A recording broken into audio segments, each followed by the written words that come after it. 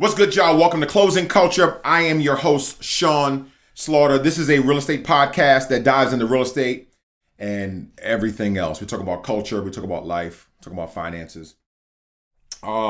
Please don't mind this. Just going a little bit too hard at the gym. Brother getting older, all right? And for the audio audience, I have a wristband on my wrist, on my right wrist. And this whole month I've been doing HIIT exercises in January. Went on a cruise Christmas and New Year's Eve and basically ate everything that wasn't moving. And so had to get back in shape. Had to, drop that cruise weight. Plus I played basketball on the cruise with a bunch of 18-year-olds and I'm 47 years old. And I still got game, but my cardio is dead. So the whole month of January I've been doing HIIT workouts and sprained my wrist. Or tweaked it a little bit. Nevertheless, today what I want to talk about is purchasing a house with your boyfriend or your girlfriend. And this can even go for your fiance. I've done this several times where somebody's come to me and say they want to buy a house, they have a girlfriend, they have a boyfriend, fiance, so on and so forth. And look, if you come to me as your agent, I'm going to give you the best advice and guidance when it comes to purchasing the house. When it comes to your life, that's on you. Now, if you ask me the question, is this a good idea to purchase this house with my boyfriend or girlfriend? I'm going to say emphatically no. All right. Now, I saw a post on IG where a girl said, I'm going to give a controversial take. And she said, and the question was, should you buy a house with your boyfriend or your girlfriend?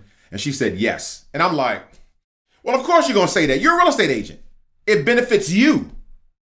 The advice that I'm giving you does not benefit me. Because if you are, dating and you see this on IG and you want me to be a real estate agent, I'll be a real estate agent. I'll help you buy a house. You'll just know how I feel about it. But I'm not going to show no shade. I ain't going to be sitting there looking at y'all all dirty. But I just want to give my opinion in this matter because when you're purchasing a house, you're purchasing something very serious. You're doing two major things. You're acquiring an asset and you're also gaining debt.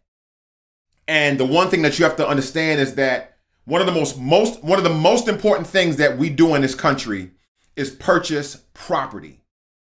It is literally how the British, right, came and, took this land from the natives.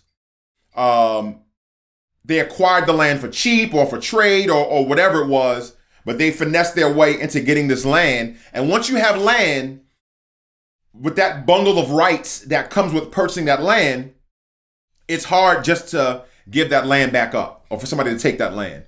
So the purchasing and the acquiring of land is one of the most important things you can do. And you want to make sure you do it with the right people or the right person. Even if you're in business and you're with 3 or 4 people that you want to purchase some property and build something on, you still have to understand what you're doing. So, I don't tell my clients' business. I don't use their names, but I will use their situations. And there's one person that I know purchased a property out here with my help and purchased the property, with somebody that was a boyfriend or girlfriend, but it wasn't a spouse. Once they got into the property, basically they had a whole bunch of issues on who's paying the mortgage. They had a little falling out because of some relational stuff. And then eventually, they're no longer in a relationship, but they still have that home, in their name and they're dealing with that situation. The number one main reason that you do not purchase a property with your boyfriend or girlfriend is because you do not know if it's going to last. It is a boyfriend or a girlfriend. What happens if you purchase a property and your boyfriend cheats or your girlfriend cheats? What happens if you purchase a property and, all of a sudden I don't know, somebody changes their mind, and they don't want the property no more in the middle of the transaction or while they have the property. See, when you are married, that certificate of marriage actually comes with some marital rights to it. And when it comes to holding property, you'll have a easier way to navigate those rights as a married couple than you will as two individuals. All right. Secondly, it's an asset, and assets are very valuable. Your boyfriend, girlfriend, even fiance. Because let's be honest, things can happen before the wedding happens, right? So even with a fiance, you purchase this property. Well, what happens? Now you have this asset, and you break up or whatever. There's going to be a fight over the asset. Who's going to make money if you sell the asset? Who's the money go to? How do you decide? How do you decide who put in more money or not? Did y'all go 50-50? Did you go 60-40? Was it just a verbal? Because the reality is, if you are purchasing a property with your boyfriend or girlfriend, you should think of it as a business deal. And there should be a contract basically stating what you guys are putting in to purchase the property and what the expectation on what you get out that property when it's time to dissolve the property. As a real estate investor, one of the things that I was always taught to do is every property that you're going to look at for an investment, the first thing you say is, what is my exit strategy? So in the same way, when you're a boyfriend and girlfriend, you really should be looking at each other like business partners, like, what is my exit strategy? What is our exit strategy? We're partners. I know you're in love. You're in love, baby, right? But you really need to be thinking more logically and not with your emotions. What is our exit strategy? See, it's different when you're a married couple because ultimately you're like, we're living this thing.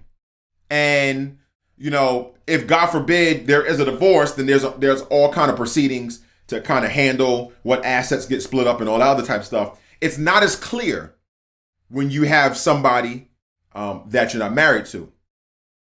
And lastly, let's talk about the debt. Both of you now have debt on your name. What happens? I've seen this happen. What happens if one person takes out the mortgage in their name because they have better credit, but both of your names are on the title? So one person feels more responsible for the property because they was able to acquire it and get the loan, but the other person's name is on the title. When it comes down to who actually owns the property, all your city or county cares about is whose name is on the deed. It doesn't matter whose name is on the mortgage. The mortgage is just about getting a loan. Whoever's name is on that title and on that deed has to sign off. And if both of you are mad at each other and get pissed off, and the other one wants to spite you, they don't have to sign off. Now you have all this debt in your name, or if both of you get a loan, you both have a debt in your name, and now you want to move on with your lives, but now you're tied, you're anchored together because of this property. So in my opinion, it is not wise to purchase a piece of property, something that should be a long-term consideration, if you are dating or engaged or something like that. Just keep renting. You know what I'm saying? Like, just don't get caught up in the emotions and of what could happen, because all of the positive things that you're thinking about that could happen also could happen for the negative as well. All right. So I hope that helps. That's just my little 2 cents. You can take a penny or two, whatever you want, but hopefully that helps. Hey, look, this is Closing Culture. I'm Sean Slaughter. Be good to yourself and to somebody else.